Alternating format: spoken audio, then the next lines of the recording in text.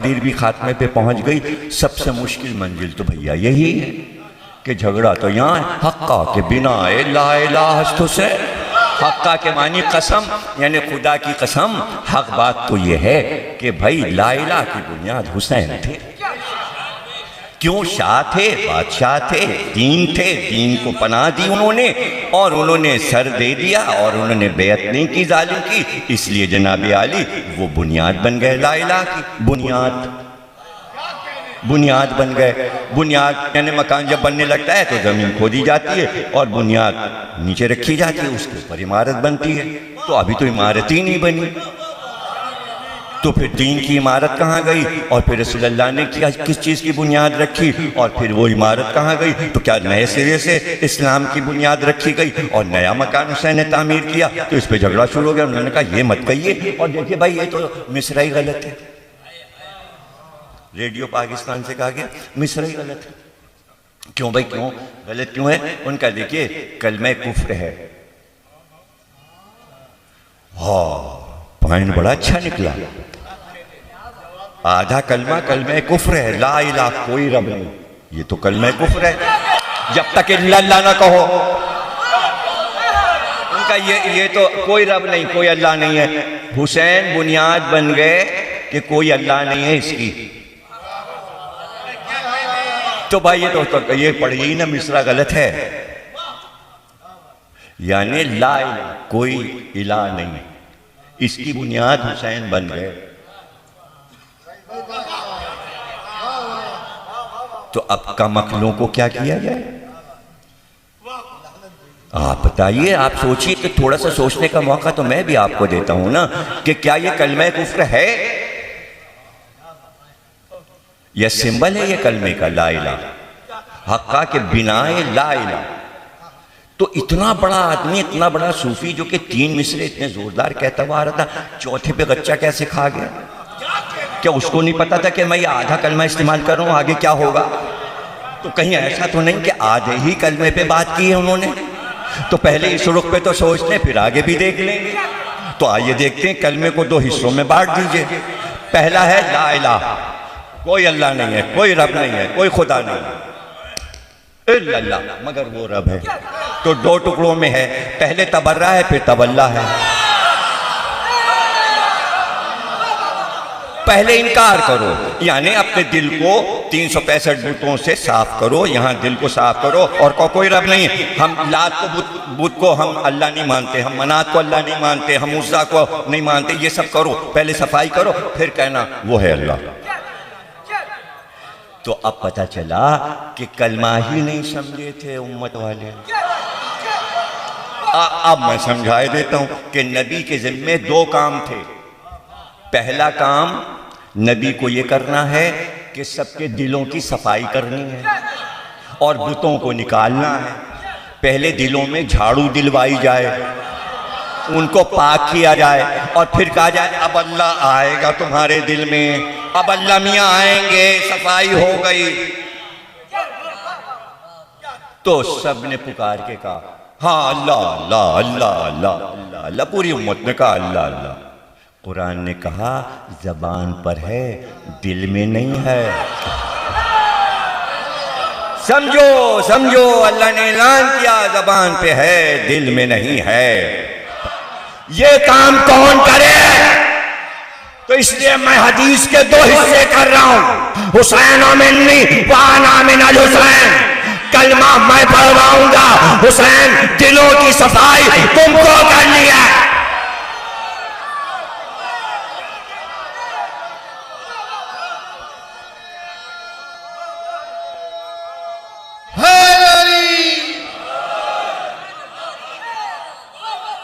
इल्लल्लाह की बुनियाद रसूलल्लाह रख गए, ला इलाहा की बुनियाद करबला में हुसैन ने रखी।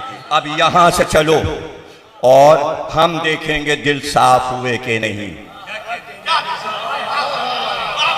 दिल की सफाई, जब बद्र में आपने फैसला कर दिया कि नबी हैं और वो कहे हमने बद्र का बदला ले लिया, तो इसके माने यहाँ नबी भी रहेंगे और बद्र के कुफार भी रहेंगे। ये कैसे होगा भैया? सफाई करिए तब सरकार को यहाँ लाइए। तकरीर खत्म हो गई। तो हुसैन ये काम कर रहे हैं और 1400 साल से हुसैन ये काम कर रहे हैं और क़यामत तक ये काम करते रहेंगे। अच्छा साहब, तकरीर ख़त्म हो गई, बातचीत ख़त्म हो गई, हुसैन ने बुनियाद रख दिया, हुसैन ने अपना घर लुटा दिया, हुसैन को जो कुछ बचाना था बचा लिया, दीन को बचा लिया, दीन को पनाह दे दी, ला इलाहा की बुनियाद रख दी, दीन को मजबूत कर दिया, मुस्तहकम कर दिया, सब कुछ कर दिया। अल्लाह ने हुसैन से सारा काम ले लिया। अब यहाँ पे सवाल ये उठा कि अल्लाह ने हुसैन को क्या दिया? हुसैन ने तो अपना सब कुछ दे दिया। अब ये तो रुबाई से अलग की बात है। रुबाई में जो कुछ उन्हें कहना था वो कह गए, उन्होंने शरह कर दी हुसैन मिन्नी व अना मिनल हुसैन की। ये तो हमारी आपकी बात है। अगर ना मिले तो क्या है, नारी अल्लाह तो क्या है। अबे हुसैन ने अपना काम कर दिया। इस खानदान की आदत ये है कि ये काम करते हैं और सिला नहीं मांगते। ये पुरानी आदत है इनकी जनाब, पुरानी आदत है। अबू तालिब ने मोहम्मद की हिफाजत कर ली, बचा दिया, कत्ल होने से बचा लिया, नबूवत को अबू तालिब ने मजबूत कर दिया, सिला विला कुछ नहीं मांगा।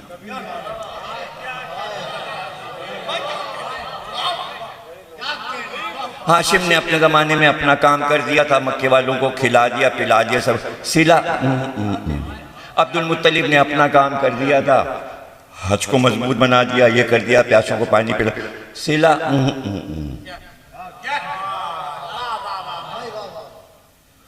तो इसी तरह सब जाफर तैयार ने अपना काम कर दिया, अकील ने अपना काम कर दिया, मौला अली ने अपना काम कर दिया, सिला। वो तो अंबिया थे कि जो कहते थे अजर दे। नूह ने कहा अजर दे, तो सरकार ने भी कहा अजर दे। सरकार ने कहा कुल्ला सलकुम अलैहि अजरन, अगर देना है तो मोहब्बत दे दो। अब इससे सस्ती उजरत क्या मांगी जाती कि जिसमें पैसे भी नहीं, मोहब्बत करने में क्या पैसे खर्च होते हैं? कौन सी दौलत, दिरहम दीनार कुछ भी तो नहीं खर्च होता। दे दो, मोहब्बत दो, ना दो ना दो। बस सरकार ने मान लिया, कहा भाई मोहब्बत ये है, अजर रिसालत है। लेकिन ये तो कुछ भी अजर नहीं मांगते। और आदम से लेकर ईसा तक सबने जितना काम किया ना, सबका काम एक जगह जमा कीजिए और मिलाइए, उतना काम तो ज़ैनब ने कर दिया, अजर नहीं मांगा। अजर क्या है? विलायत तो है ही है, घर की है, अब अजर क्या? लेकिन लोगों को तशवीश है। हुसैन ने तो बहुत बड़ा काम किया। तो दो सवाल उठ गए। एक तो ये उठ गया सवाल कि भाई हुसैन जो है फ़ख्रे अंबिया के नवासे थे और सब कुछ इख्तियार में था और अल्लाह रसूल को महबूब कहता था और रसूल के महबूब नवासे थे, और 61 हिजरी में इतना जुल्म हुसैन पे हो गया, अल्लाह ने मदद ही नहीं की। क्या बहस है? क्या है हुसैन, क्या है? बड़े बड़े उलमा ने लिखा है, जिनके कहिए नाम लेता चला जाऊं, कि अभी तो लोग हुसैन की अजमत को नहीं समझे। दस्ते गैब, आयतुल्लाह दस्ते गैब का नाम आपने सुना होगा। कहते हैं कि महल्ले में जब मैं छोटा सा था तो मैंने एक मातमी अंजुमन बनाई थी। बिखरे मोती एक किताब है उनकी, उसमें ये वाक़या लिखा है, सूरह ज़ुमर की तफसीर करते हुए उन्होंने, तो मैंने बच्चों की अंजुमन बनाई थी। एक लड़का बहुत अच्छा सा था, 15-16 बरस का, वो 9वीं पढ़ता था। तो हम लोग उसके साथ जाते थे, 9वीं पढ़ते थे। अचानक मर गया, इंतकाल हो गया।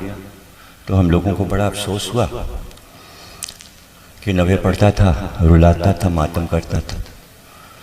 तो कहने लगे हमने इमाम रिज़ा की एक दुआ मिल गई हमें, और उसमें लिखा था कि ये दुआ पढ़ो तो जिससे ख्वाहिश करोगे ख्वाब में आने की तो वो ख्वाब में आ जाता है।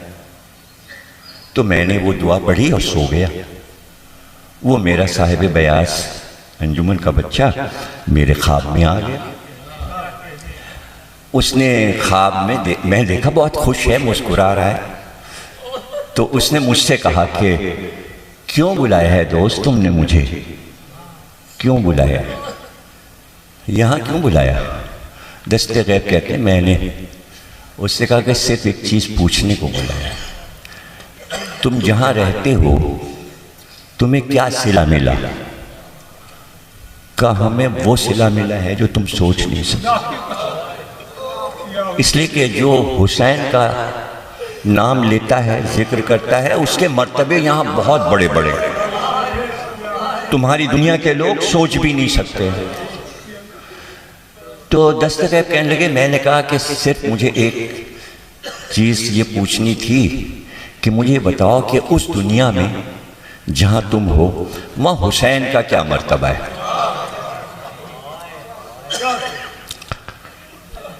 तो वो संजीदा हो गया और उसने कहा देखो, हमें इजाज़त नहीं है कि हम वहाँ की बातें यहाँ वालों को बताएं, हमें इजाज़त नहीं, और हम तुम्हें नहीं बता सकते, लेकिन इतना बता दें कि जो मर्तबा इस दुनिया में हुसैन का है वो तुम अपने तसव्वुर में नहीं ला सकते कि क्या इख्तियार है हुसैन का और क्या हुकूमत है हुसैन की।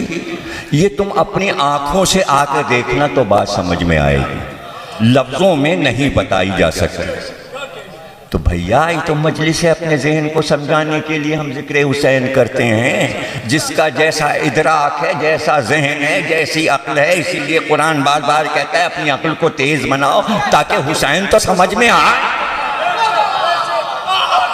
अभी दुनिया हुसैन को नहीं समझी, अभी दुनिया हुसैन को नहीं समझ, बहुत मुश्किल है समझना। हुसैन के एक एक इशारे को दुनिया नहीं समझी।